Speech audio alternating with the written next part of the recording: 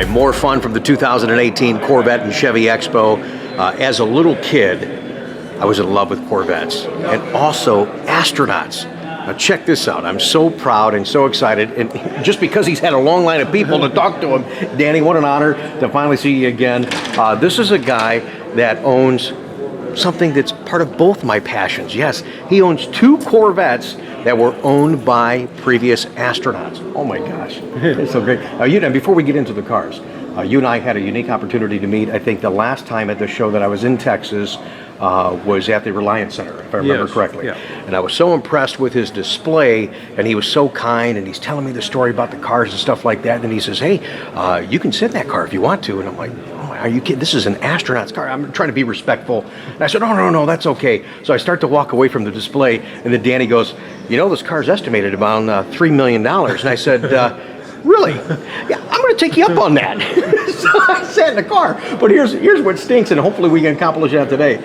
Now I'm going to ask you if I can sit in the car because I lost the picture. I've been so stressed, and that was like the one focus coming back to the show. It's like, I hope Danny's there because I want to see this car, I want to talk to him, and I want to get back into the car and see if I can't get a picture. What a great keepsake. So the car that we're standing in front right now is, now you own 2 cars.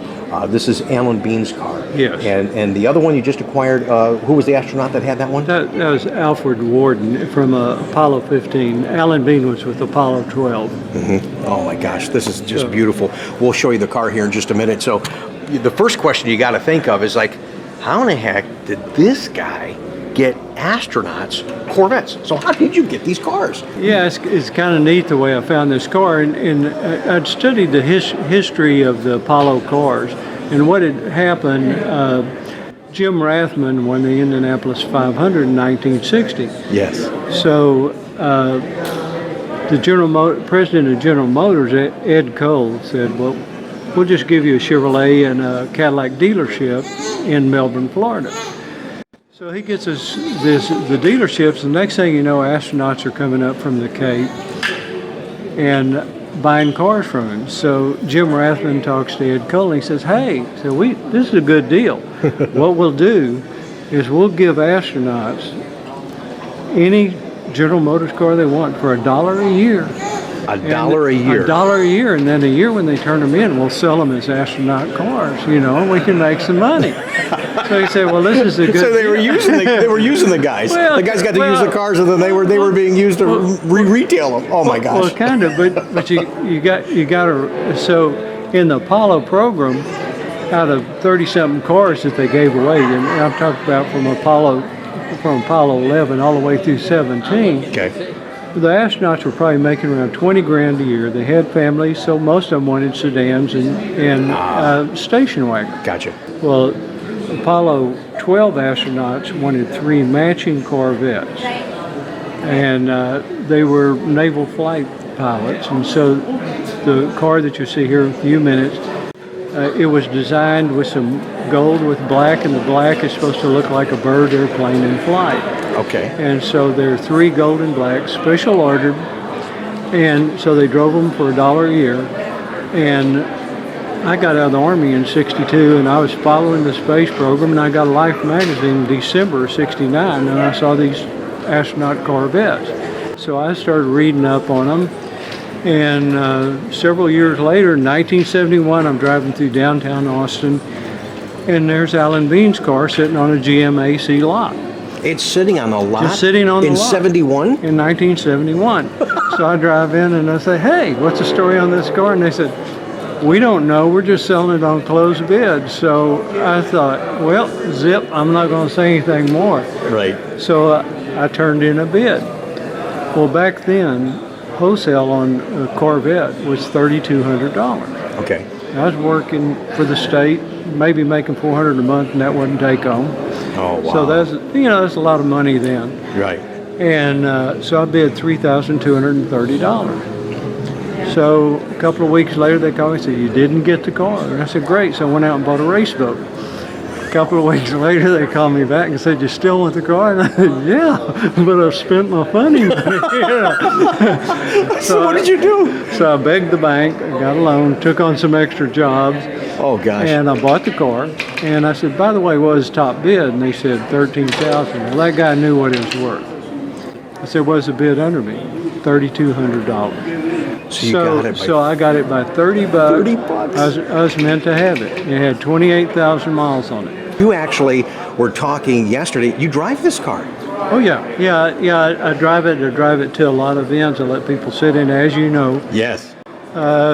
I actually raced a C7 Corvette for Motor Trend out on Ellington Air Force Base, and it ran it up to about 90 miles an hour. I know this car's been in all kinds of magazines. I mean, Corvette yeah. Magazine, Motor Trend. I know Jay Leno did an episode in this Yeah, car. it is in the final episode of Jay Leno last year. It's been on Wheeler Dealer, Classic Car Rescue. You know what's neat too, folks, is he is so proud of these cars. He has a special card made up with autographs from the astronauts and kind of telling the story about the car, and he passes those out. So it's not like he just shows the car. I mean, he really gets you involved into the display, and I think that's pretty neat. I still have the one he gave me. I took another one yesterday, and I'm real proud to have that. That's nice that you do that. We try and promote the space program, and you know, I don't want to see that go away. A lot of my friends are at NASA, and it's really important to me that people, you know, go to NASA, enjoy, look at what's going on there, and just, it's amazing. Man, the space program has been it's so valuable.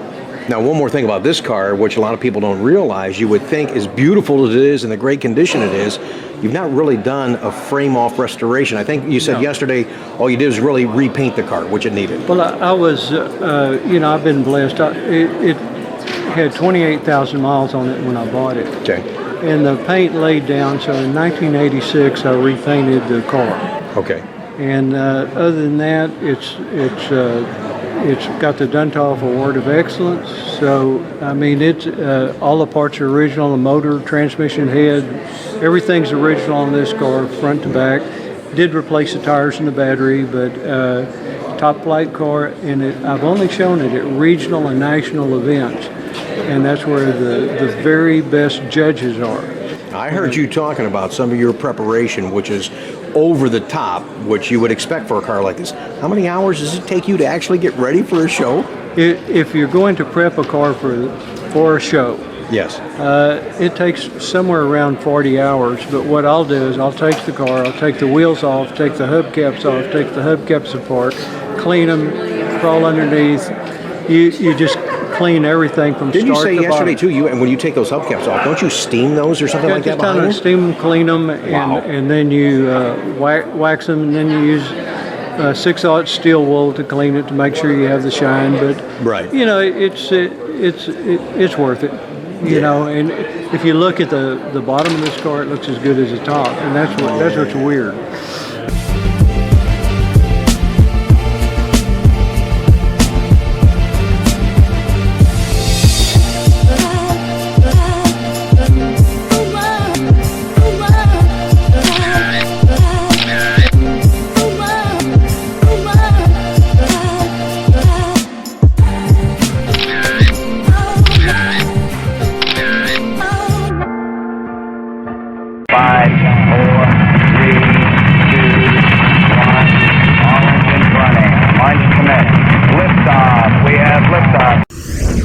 So here is yet another astronaut's car. Now, you recently just gotten this, right?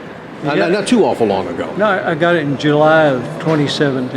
Okay, so you got in July 2017, and I heard you telling another group of folks, there's lots of fans that love to hear the stories that Danny has, and you have countless stories. I mean, we could sit here all day and tell stories, so just sharing a little bit of this on my YouTube channel, I do appreciate that. But one thing I thought was pretty neat, ever since you've acquired this car, you said you've not vacuumed it and you've not washed it. No, I don't vacuum. No, I did. All I've done, I spent 24 hours getting it running. The engine runs good, but I didn't vacuum it. I didn't wash it. There's a wasp nest on the radiator. There's There's a wasp nest still in the radiator? There's a dirt dauber's nest on the exhaust manifold. Now what astronaut had this one again? This was ALFRED Worden. And okay. He was a command module pilot on Apollo 15. Wow. So he actually didn't walk on the moon, but he set the record for circling the moon 75 times. And what people don't understand is even though these guys went up there, they didn't walk on the moon, they were the most valuable because those are the ones that got the people that walked on the moon back to Earth. Wow, that's incredible. Now, how did you get this car? Well, that's even another weird story because I've been looking for the three. I have the one Alan Bean's car. I was looking for the other two, which they haven't been registered in any of the 50 Oh, you've states. not found those yet? No, they're not there. You don't even know if they're existing? No, and I've been looking for these three cars since 1973. Oh, wow. So the Alan Bean's car was a feature car at the Circuit of America in Austin in July, and there were 1,000 Corvettes at this meet. Yes.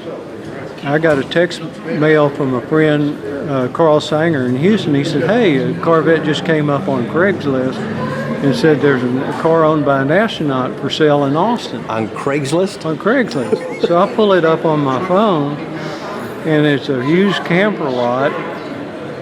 At a used camper lot, 3 houses past the turnoff to the track where there's 1,000 Corvettes with people looking at my astronaut car, and here it is less than 5 minutes away down the street. Oh my gosh. You had to go nuts. Oh, it freaked me out. So I set up an appointment. I didn't tell the guy that I had Alan Bean's car. Right. But I went down and I looked at it. Really, really nice couple. Bobby Rice Motors. And he's very nice. He showed me the car and he said, it's an astronaut's car. I said, how do you know? And he said, well, the guy that he bought it from told him. So I'd kind of researched it, thought I'd take a chance. I laid a deposit and went back on July 20th, a day or two later, and that was the 48th anniversary of the first flight to the moon. And that's the day you got it? That is the day I bought it. Oh my gosh. 48th anniversary of the first man on the moon. You want to talk about the stars lining up? Oh my, that's perfect, man. So it's just perfect. And and then you don't know without the documentation. Right. And then I started pulling documentation, and everything, the stars aligned, and it is Al Worden's car. You got it. Oh my gosh, I love it. Thanks so much for taking the time. Thanks for telling the story. I love it. Look at the shirt, folks. Look at the shirt. NASA, yeah. There's still the wasp nest underneath, though. Check this out. Where's that? Oh my gosh, it's still in there.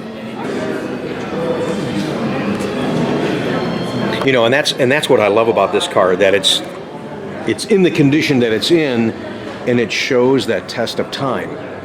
And I would have to, by the grin on your face, I have to imagine that you're not going to touch it. You're going to leave her just like she is. No, but the guy that had the car, he was trying to get it running, and he took the air conditioning unit off, the spare tire out, and I have all those pieces. Right. But I wanted to show it as I found it. I've still got to put those pieces back on. Okay. But this is as I found it in July of 2017. That's incredible. Congratulations. Thanks a bunch. I love it, man. And it's neat, not only your commitment to Corvette, but to the NASA program and to the astronauts. I'm sure they would really, really appreciate that you're still telling their story out of respect to those guys, which I think is just fantastic.